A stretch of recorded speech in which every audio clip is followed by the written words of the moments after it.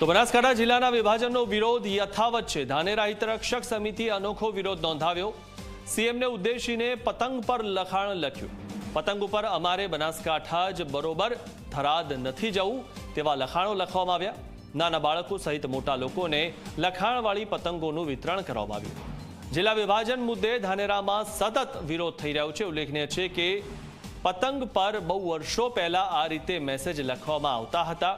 તે જ રીતે હવે લોકોનો જે મેસેજ છે કે તેમને બનાસકાંઠામાં જ રહેવું છે, તેના મેસેજ પણ આ રીતે પતંગ પર લખવામાં આવ્યા હતા। આજે મકર સંક્રાંતિ ઉત્તરાયણ નિમિત્તે અમે આજે ભેગા થઈ અને મુખ્યમંત્રી સીએમ ભૂપેન્દ્ર પટેલ સાહેબને એક પત્ર દ્વારા અમે એ કહેવા માંગીએ છીએ કે ધાનેરા તાલુકાને બનાસકાંઠા જિલ્લામાં રાખવામાં આવે એવી અમારી ધાનેરા તાલુકા હિતરક્ષક સમિતિ દ્વારા અને આખા તાલુકાની અને પ્રજાની માંગ છે।